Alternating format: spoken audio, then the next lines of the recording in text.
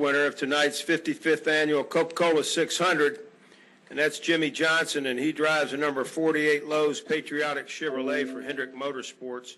He'll be joined shortly by crew chief Chad Knaus and team owner Rick Hendrick. Jimmie, congratulations. Thank you. Certainly your fourth win here at the Coca-Cola 600. As I announced earlier, your seventh points win here at Charlotte, and that's the most ever in the history of the sport. Congratulations, Chad. But Jimmie, just talk about, winning this race. Congratulations, Rick. Winning this race, and this is such a big race on our schedule and in our sport, and it culminates obviously a very, very big day for motorsports. But you were the last one standing, and just talk about how this race unfolded for you. Yeah, I mean, it means a lot. Through the years, a lot of reference this race as one of our majors, and I certainly agree with it. Agree with that. 600 miles around here is no easy task, and to deal with all the things that are thrown at a race team through the evening, with the track changing, the mechanical obstacles that you have to overcome, keeping an engine alive, tires alive, all of it. It's a serious team effort to finish 600 miles and then to win here, especially as hard as we had to run throughout the night and the pace we had to keep up. Certainly proud of that. And then this weekend, there's so much great racing today, and then obviously the big celebration. I shouldn't say celebration, but to be able to honor the men and women that have served our country and have given the ultimate sacrifice. Certainly tomorrow's Memorial Day, and to have a patriotic paint scheme on our race car, and to say thank you, and to the families that have lost loved ones, and then to the men and women that are out there serving, to see us out there on the racetrack with a patriotic paint scheme. I know it means something to them, and proud to be a part of that. Thank you, Jimmie. And Chad Knaus, certainly a great effort by the 48 team throughout the whole weekend. Set on the pole Thursday night, and then just very, very impressive, showing the championship medal that you are. Just talk about the whole experience and winning this race and what it means. Obviously this is a very special place in my heart. My first victory in the Sprint Cup Series came here with Jeff Gordon back in 1994. So to be able to win this race again with Jimmie, I don't know how many couple of times we've won it. It's pretty special. It's really neat. I have to definitely say thank you to, Kenny Francis and Casey Kane. We definitely robbed the bank on those guys. They came over here last week and they had a very fast race car, and we definitely pillaged their notes a little bit and came back with some of the ingredients that they had in their race car and put that in the Lowe's 48 car this weekend. And Jimmie definitely responded well to that. So thank you to those guys. But it was a good weekend, obviously, to be able to go out there and unload quickly. I think we were second in qualifying practice, if I remember correctly, and to be able to go out there and qualify in the pole was fantastic. That's something that we've struggled with here as of late. And then to be very fast in both practice sessions on Saturday during the day. And we worked hard with Jimmie and the engineers and tried to understand what the track was going to do with the temperature changes, and it was pretty good. It was pretty good. We had to make some pretty big swings at it, but all in all, it was a great weekend. And Rick, certainly Jimmie shows just again the number 48 team, the strength of this team, and now you have 3 of your 4 drivers bound for the chase. And just talk about this victory and how big it is for your entire team. I think number one, Charlotte is kind of home, and I've always won my first NASCAR race here with Senior in '83 in the Nationwide or Busch Series. So it's a special place. All our families here, but winning a race, Jimmie's been and Chad have been so close this year in several situations. Got away to just get this one behind us is great, and this is a tough race to win with the adjustments you have to make and just the endurance of this race itself. We're just glad to get another 600 victory. Glad to see these guys get the win so we can go to Dover and relax. Take questions now. Who's got what question? Raise your hand. Take I Al Pierce. kind of have a question, Kerry. You do? Yeah. Go ahead. What the hell are y'all going to write about now? We won. That's good, Jimmy. Anybody? Jimmy. Bueller? That's good. Like that. Let's go right here. Al Pierce. Yeah, Al Pierce from Water Week. Chad, you mentioned that you pilfered from notes from your teammates. How often does that happen? And did it indeed help you tonight? Yeah, it helped a hell of a lot. I do it as often as we need it, and that's the beauty of what we've got at Hendrick Motorsports. Is if we need help and we're not getting the result that we need, we've got 3 other teams that we can definitely bounce ideas off of and get direction from. This year's been a bit of a struggle for the 48 from an understanding of what the new rules are and what the car wants, and even from Jimmie understanding what it is that he feels like that he needs. We're all still trying to understand that. I don't think we're where we need to be 100% yet, but we're definitely getting it in the right direction. I think Dover and Pocono are going to be a good telltale of where the 48 is, and but we use whoever we can. We'll use them up, man. I don't care who comes up with the idea. If it's fast, I'll steal it. I don't care. That's how I work. They've stolen plenty from you. Let's go to Mike up here on the front. Mike Neff from FrontStretch.com. One for Jimmie, one for Judd. First of all, congratulations, Jimmie. Did you remember how to get to victory lane since it's been so long since you've been there? Yeah, 12 long races.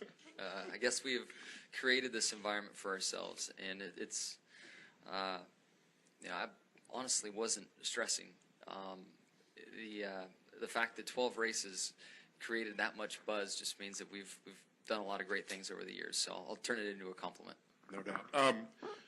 You dominated at Charlotte/Lowe's back before they did the levigation and repaving, and since then it's been a little bit tougher for you. But we've heard that the character's coming back. Is this kind of an indication that that's playing into your hands? And for Chad, the other 2 guys, Danica and Kurt, both had engine problems. Did that cause you any trepidation knowing that you had Hendrick engine in the car?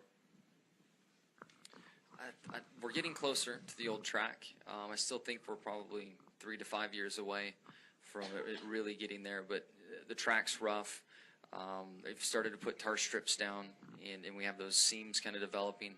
There's other patchwork that's been done on the track, so it's coming around. Whatever this asphalt mixture is, it's pretty rock solid. I mean, it's taken a long time to finally get there, and we're getting into a sweet spot with the track, I believe. Let's go in the back with Hunter. Well, we'll wait for Hunter. This marks the 14th time. Trepidation is a great word, by the way. Yeah, it is. That was very good. I was surprised to hear that out of this gallery, not going to lie. Here's a little nugget, too. This marks the 14th time in the last 26 Coca-Cola 600s that a first-time season winner has won the race, and certainly that's a big deal this year with the new chase format. So, Hunter, go ahead. Need a microphone back there. Please, thank you. Hey, Jimmie, Hunter Thomas with thefourthturn.com. Was there any point in the beginning of the season up until now that you started to kind of panic because you hadn't had a win? And also, was there any extra added pressure coming into tonight since this is your best track? No, I mean, I honestly look at the goal. The first goal is to make the chase, and you want to win races at the end of the season. And you have to win races at the end of the season to be the champions. Of course, we want to win early and often, but we are holding steady in the championship points. In my opinion, I don't believe there'll be 16 different winners, and I felt like a strong championship points position would get us into the first phase of the chase.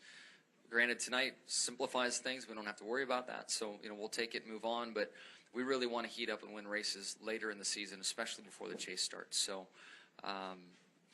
More than anything, I just got tired of answering the question. There wasn't a lot of frustration due to the pressure of winning. Certainly, there was frustration in not having fast race cars, but that's a different situation.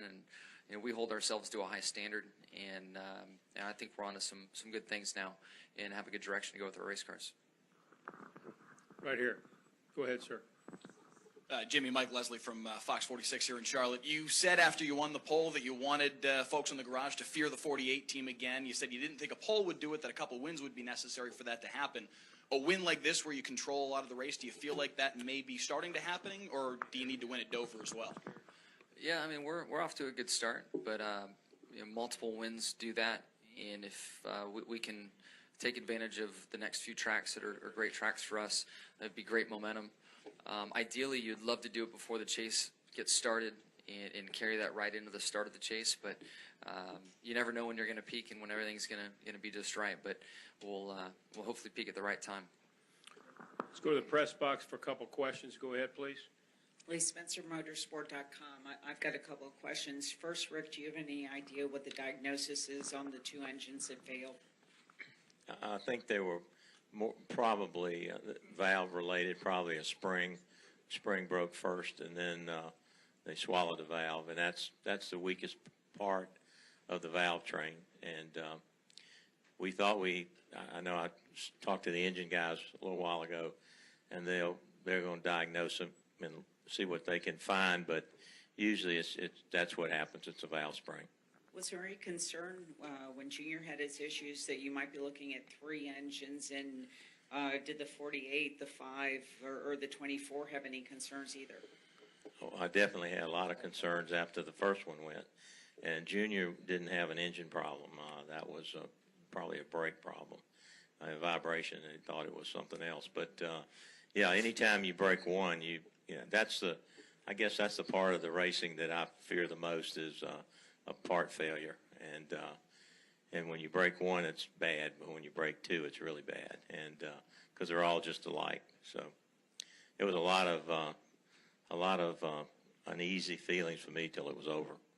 And for all three of you, since you've accomplished what you've been able to, and will certainly leave a huge mark in the history of motorsports, can you kind of touch on what Kurt Busch was able to accomplish today as a rookie, as a guy who never gotten an open wheel car before and was able to pull off what he did at Indy? I think it was an amazing job. I think it speaks highly of the talent that's in this garage, in this sport, to be able to go up there and never been in a car before, the Indy, this May stretch, and to finish sixth, he showed a lot of talent, and I think it was nice to see the fans recognize him for what he had done, and I think it was an outstanding. Jimmie, you and Chad can voice your opinions, but that was an amazing job, I thought.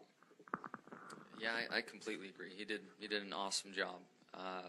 Made us all really proud here in the garage area watching, and hats off to him.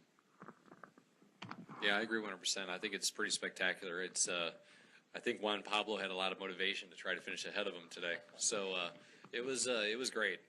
Kurt did a great job. The thing that really amazes me is we all talk about communication, and to be able to go and put himself in that world and begin to try to communicate with those guys that have a completely different vocabulary than what we do on the Cup side. It's pretty spectacular for him actually to go through that. It showed a lot of maturity on his part and a lot of desire. I thought that was pretty awesome.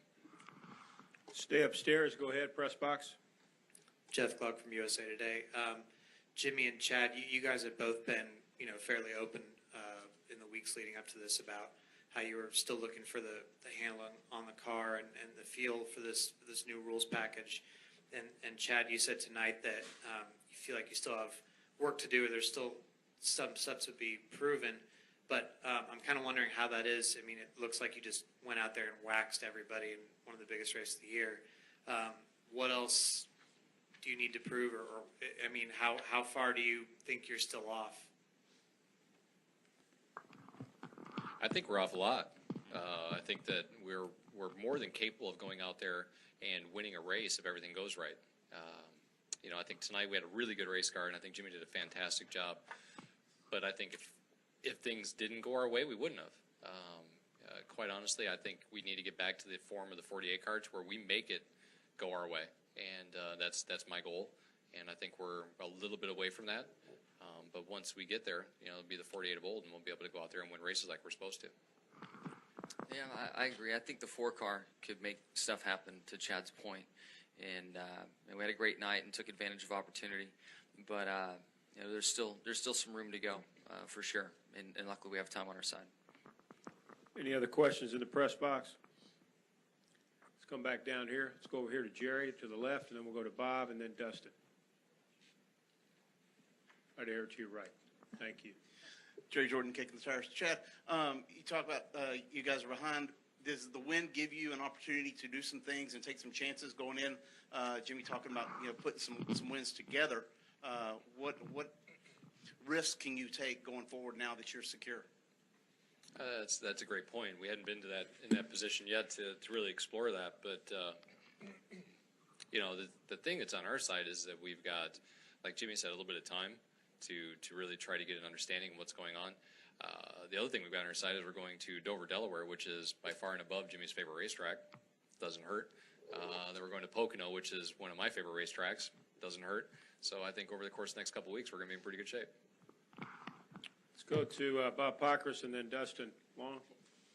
Bob Pockris, Sporting News. I have two for Rick. The first is, typically, or when Jimmie wins a championship, sometimes they come out a little bit slow just because everybody had been, or many teams have been kind of working on the next year a little bit more than they had at the end of the year. Did you see this as just kind of the typical, post-championship kind of start for this team?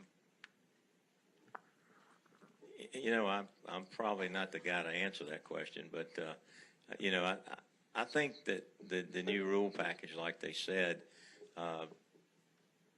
it fell into maybe Jeff's driving style in juniors more than it did more than Jimmie and Casey, and I think the 5 and the 48 had a little bit more work to do than the 88 and the 24, and that's just a matter of getting Jimmie what he wants and Chad understanding the car.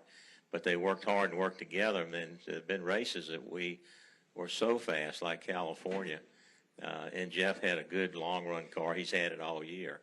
But one thing I've learned watching these guys, and what works in the 24 doesn't necessarily work in the 48. Jimmie maybe doesn't like it, or it doesn't work for him. So we have the information to look at, but that gives you a baseline, but it doesn't guarantee that he can go out and win with it. And after the race, Jeff Gordon, when he was talking about his back, he said that me staying in the car going through what we went through is only going to earn me more respect with this team. What world does Jeff Gordon live in that he feels like he needs to earn any more respect with his team? I think he probably said that without really thinking of maybe what he said, because he's got that team respects him so much, and he's been the work. That Jimmie said he's just a humble guy, but I know he was in a lot of pain, and I was worried that he would get in the car, but Alan and I've talked, and the team's talked about it. It looks like Jeff Gordon of 20 years ago. I mean, he's fired up, and he's up there every week, and I think that was just something he said because that team respects him, and I think he's got the entire garage talking about the kind of year he's having right now. Dustin Long, MRN.com. Kind of related to that, but I want to ask you, Chad, and part of what Jeff's comment was is the respect in regards to the toughness. Obviously, people know what he can do in the car, but he says, well, maybe they don't understand the toughness, or I haven't. You obviously been with him through the years. I know he talked about he wanted a Southern 500, getting sick in the car. One, do those guys understand the toughness of him? And two, what does it mean, since you've been a crew guy, to see a driver to do something like that when you're a crew guy who's working 100 hours, 120 hours a week, to see somebody go through that for you? I think that, I was hearing, listening to that question before, and I completely understand, because as a crew guy, sometimes you think that the drivers, they have it pretty easy, right? They fly around in big fancy jets, and they show up at 3 o'clock, and they drive race cars, and they go home and show back up again on Friday, and, do it again on Saturday, Sunday, and then we see them again on Friday, Saturday, Sunday. And I think what Jeff was trying to say is that he understands what his team does and what they go through to build the race cars, how his pit crew's there at 7 o'clock every morning to practice pit stops and start working out, and what they go through setting up the pits when it's 120 degrees outside and waiting 5 hours for the race to start. He gets that. And I think that's what he was trying to say, is that, he wanted to prove to his guys that he was going to do his just work just like they do every single day. That being, yes, absolutely. Yeah, for sure. Yeah, I think, they have the utmost respect, just like we have the utmost respect for Jimmie. But when a crew guy sees something like that, it almost automatically knocks you up to the next level. Like, I've seen what Jeff has done over the years. I've seen what Jimmie's done over the years. So that level of respect that you have for somebody when you're ingrained with them and you see what the pain and the desire and the what it is that they put into it, man, that you get it. I mean, you really get it. So I think what he said is actually true. I think his guys will now, not that they didn't respect him before, but they have a new appreciation for what it is that he does. One additional note, this is Rick Hendrick's 11th Coca-Cola 600th win. So congratulations on that. 11? Yes. Let's go to the front row here, Aaron. Aaron? Aaron Burns, National Speed Sport News. Jimmie, I remember you telling me last year about your first start ever at Charlotte and how, in the Sprint Cup Series, and how it was a humbling experience for you.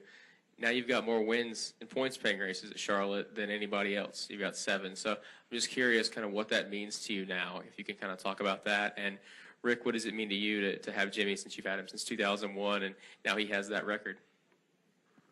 Yeah, I'll never forget that first start here.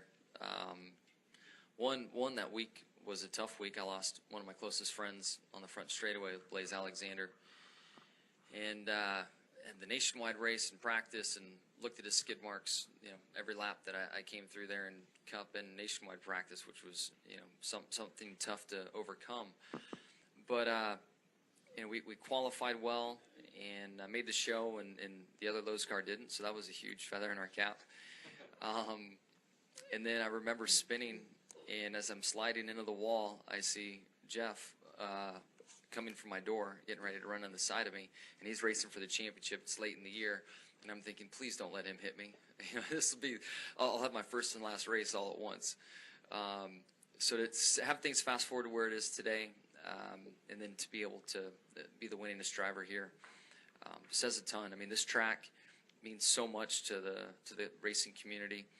There's some tracks that have a bigger awareness to fans and media and others outside of racing. But this track, when you come here and run well, there's just something about it, with it being in the backyard of all the race teams. There's a lot of pride out of running well here. So I have that pride, and to have the most wins here, takes it next level for sure. For me, Charlotte is home too, and it's been friends with Bruton for a long time, and we always kid him about like taking his money, but the fact that it's here and the shop's only a mile away, and my first win here was with Robert G. My first NASCAR win was in '83 in the Busch Series. So this is a special place for me. I mean, it ranks up there with Daytona and Indianapolis. To win in Charlotte is really special. It's home, and anytime we can accomplish something that someone else hasn't, it's rewarding to the organization. Any other questions? Right here, Kelly.